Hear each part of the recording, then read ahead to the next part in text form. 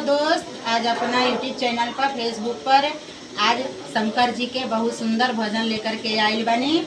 हम सुनाई, आप लोग जैसन होई वैसन कमेंट द्वारा बताई जा। अब हमने की स्टार्ट करतनी जा।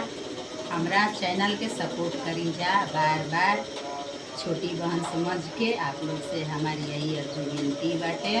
आयो भजन सुना। तीन तरला